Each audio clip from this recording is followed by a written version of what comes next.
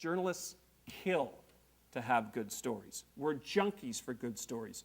Think about what it's like as a reporter. Every single day you wake up and you go into the same job and you have to feed this ridiculously hungry goat that only eats stories.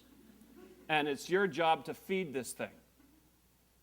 Quality stories is what makes our days worthwhile as reporters or hosts or journalists. So what are we looking for? Start with the easy part. Stories start with people. Always they start with people. They never start with mission statements. Have you ever heard a good story around a dinner table that started with a mission statement? It never starts with no new research suggests. They don't involve with a photo of a giant check or a giant check presentation. Stories start with people. Remember that. If you're going to engage with a journalist, if you're going to get them engaged with a story, you have to bring forward people, either yourself or somebody you work with or somebody you know, and you need a compelling story, and that story, it's always told through people. Now, let's get a little tighter on this. 5 topics. There are 5 topics today that the media are interested in. Remember, they are short attention spans, generally speaking. You ready for them? Money, family, safety, health, community. Those are your categories. They're like the holy grail in media. Money, family, safety, health, community. The definitions are quite broad, but will help you focus your pitch to a susceptible and, again, hungry media. Combine 2 or 3 of those things and your odds shoot up of getting that story into the media. If you hit for the cycle, you could lead the national. Who knows? I could lecture on this for another hour. I've spent 20 years dealing with these kinds of situations and talking about these kinds of issues. But I'm not going to, because I have some news.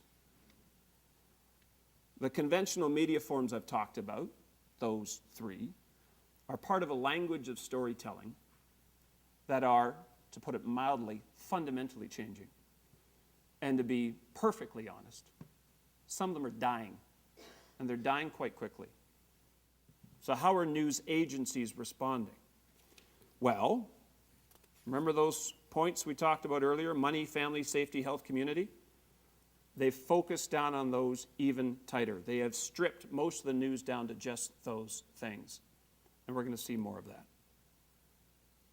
The smart media companies smell opportunity in this. If you want to get a story out, there's 1,000 ways you can do it now through social media, ways that didn't even exist 5 years ago.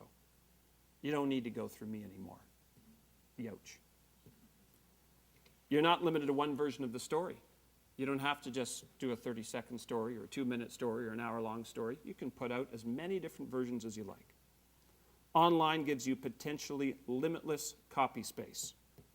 And here's how they're taking advantage of it. The notion is a la carte news. That's the buzz in news circles these days.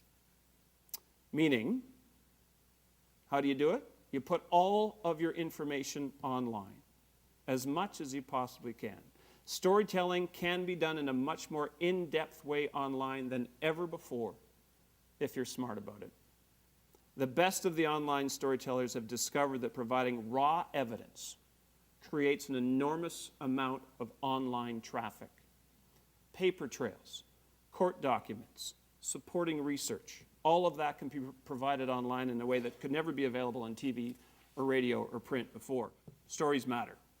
That part at least hasn't changed. We constantly have to think about the best way to tell our stories. And here's my last note, because I wanted to bring this down to a community level. I'm not asking you to start a revolution. But don't wait for me to tell your story. You've got the ability, and the tools are right there for you to do it. And if you tell it well enough, I'm going to hear about it. And so are all those other people in traditional media sources, and we'll follow you. So what are you waiting for? Thanks.